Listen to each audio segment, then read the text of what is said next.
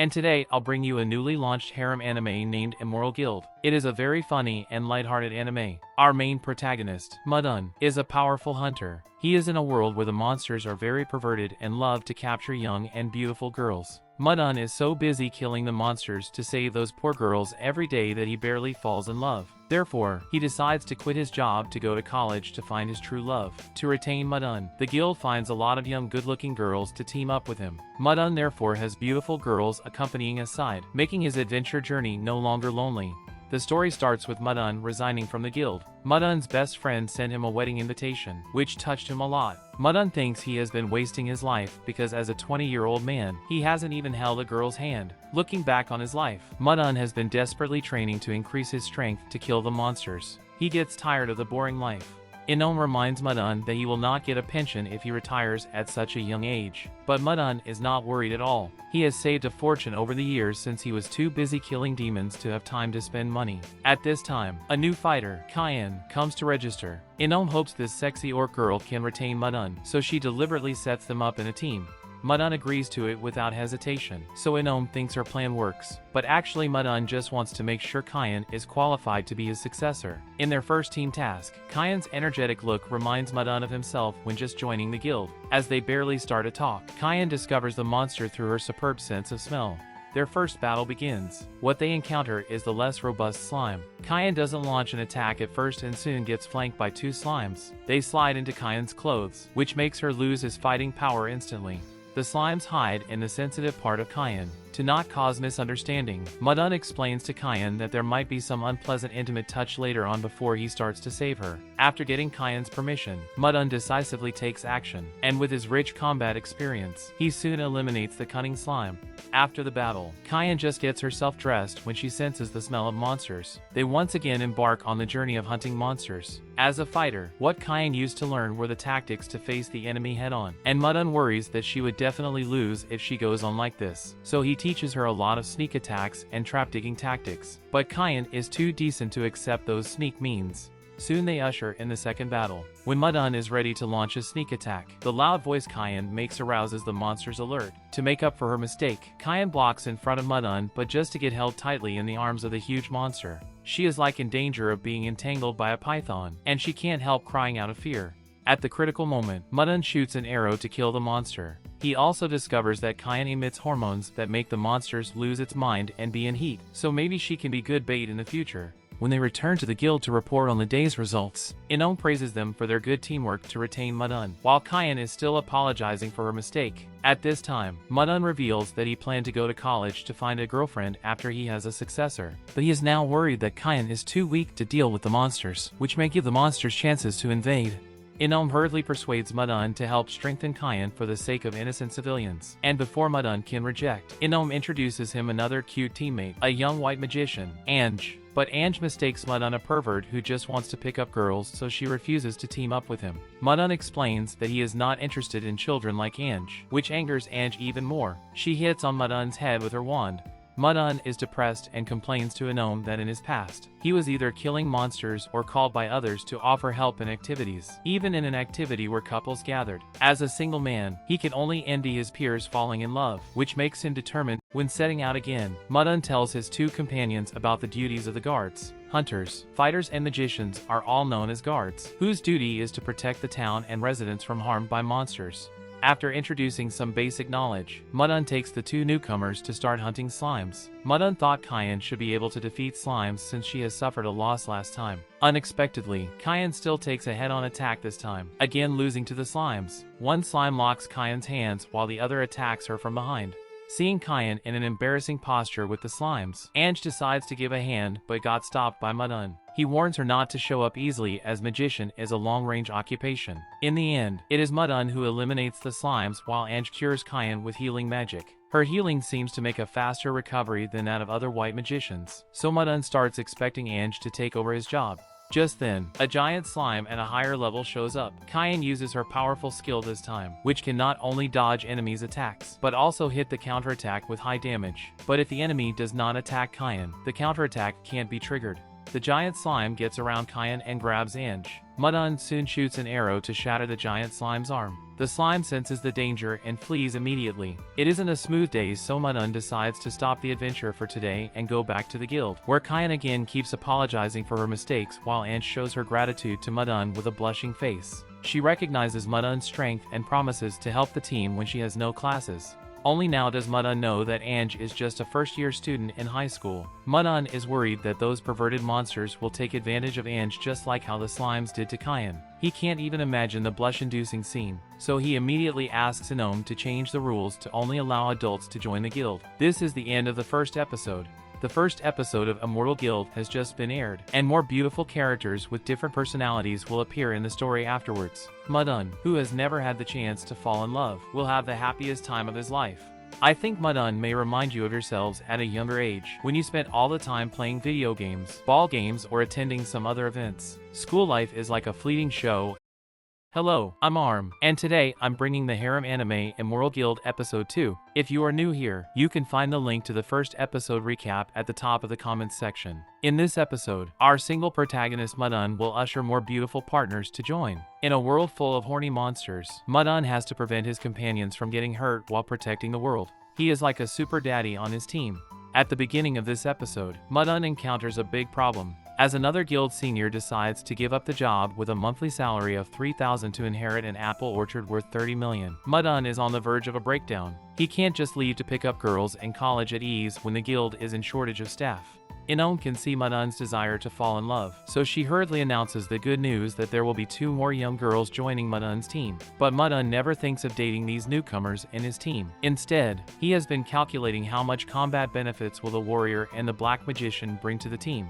However, Mudun's fantasy soon gets shattered. The black magician, Dana, is a very decadent girl who has been muttering about not wanting to work. She tries to join Mudun's team to get some bonus by doing nothing, for which Mudun feels like beating her up. Before the warrior joins, Mudun wants to test Dana's strength, thus taking her and Kyan out hunting monsters. Dana likes Kyan because Kyan doing everything for her allows her to be lazy. When Kyan senses a monster through her excellent hearing as an orc, she rushes to the forefront alone. Kyan, the reckless girl, encounters the monster head-on and gets captured by the perverted monster once again. Mudun urges Dana to attack, but only to find this black magician falling on the ground with just a few steps forward. The geek and indolent girl has very poor physical strength, deliberately reminding Mudun that the orc girl will lose her innocence if he stands still. Mudun can only save Kyan first, repeatedly warning Kyan to leave her bravado behind. Dana feels the romantic atmosphere between the two, and starts to watch them like an audience of a variety show, ignoring the fact that she's also in the show. But under Mudun's accusation, Dana finally feels some guilt and decides to help eliminate the monsters. The monsters they encounter are in the form of cute rabbits, to which Kyan gets attracted and lets down her guard. The monsters immediately launch continuous attacks on Kyan. Dana can't bear to attack the cute monsters at first because they remind her of the rabbits she raised in elementary school. But once she is punched in the face, she gets so furious that she determines to cook over 8 cuisines with these monsters. Dana continuously summons lightning attacks, which are all dodged by the monsters because of her slowness and poor ability in predicting the monster's movement. Mudun tells her he won't help because he wants to train a qualified successor as soon as possible so that he can leave and complete his sacred mission in college. Therefore, Dana can only cooperate with Kyan, but only to find she is no match for the monsters and is almost snatched home by the monster as a wife.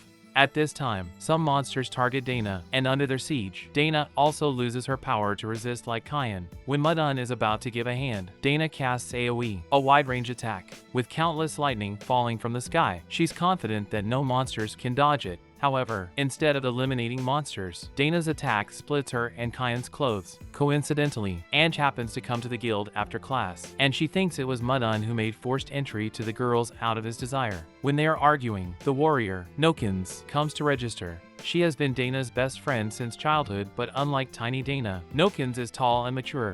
Hearing Dana's praise for Nokins, Mudun expects her to be a powerful fighter who can take over his occupation. He also gets to know that Nokins' father turns out to be a very famous equipment manufacturer. But Nokins is unlike an arrogant noble, telling everyone to just treat her as a common girl. Mudun sees a team of servants coming to see Nokins off, realizing how powerful her family is. The servants sincerely ask Mudun to take good care of Nokins, and they reveal that there is a taboo about Nokins, about which he can ask Dana.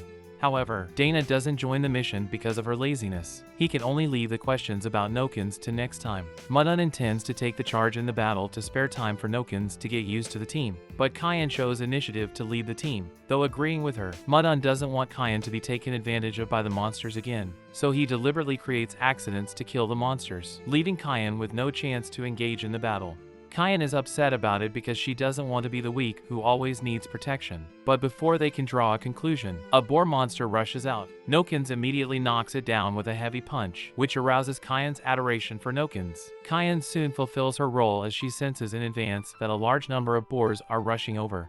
Mudun takes his companions to run downhill, revealing to Nokins that boar monsters are easy to fall when running downhill because of their longer hind legs. But before he can finish his words, Kyan has already fallen and rolled down. As she still tries to cheer up to fight, she gets beaten up by the monsters the next second. It is Nokins' first battle, and she has never seen how perverted those monsters are. She gets shy and angry, deciding to cast the legendary Berserk skill to strengthen her power temporarily at a cost of losing her sanity. As Nokins gets enveloped in a blind light, a hurricane blows her side, and she completes her transformation.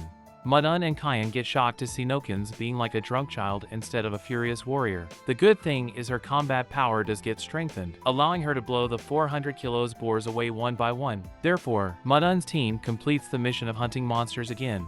But this is not the end. Nokins' berserk state has not been lifted. She takes off the breastplate to show a very charming figure, hugging Mudun and crying for his praise like a child. Luckily, Kyan wakes up Nokins' sanity, otherwise Mudun will be smothered dead. After this battle, Mudun knows what the taboo of Nokins is. He can never reveal what she does in her berserk state. Mudun is very desperate, because these companions with obvious flaws will surely be captured by the perverted monster to carry babies if he let them fight alone. Therefore, he can only put off his plan of dating girls in college indefinitely. Otherwise, the hybrids of humans and monsters will be born. That brings the end of episode 2. There is a new setting here that the monsters are only interested in women while men will be killed directly. What I want to say is those monsters are going too far, and I would like to join Mudun's team to crusade against the lustful monsters to pacify the world. Hello, this is Arm. The delightful anime Immoral Guild episode 3 is coming. In this episode, our adventurers finally take a long overdue vacation when girls take off their fighting gear and put on beautiful outfits, showing us a completely different day. In addition, our protagonist Mudun finds an important clue that the monsters are so abnormal that they are even more horny than before. They seem to have an increasing interest in female adventurers while killing the males directly. So what's the cause of it? Is there a conspiracy hidden? Let's follow Mudun to discover the truth. It begins with Mudun being worried to see Kyan getting captured by the monster again. This orc girl loses to even the weakest monster, but his other teammates are no better than her. The more teammates Mudun has, the more difficult the fight becomes. Looking at the disordered girls in the guild, Mudun feels they are more tricky problems for him than the monsters. In recent battles, Mudun has been busy rescuing his companions, which consumes him more energy than killing monsters does. The girls don't really defend themselves when Mudun lectures them, because they know they've brought Mudun a lot of trouble. Mudun wants to investigate the reason why monsters become so horny, but he doesn't want his companions to take the risk. Therefore, he gives them a day off to distract their attention.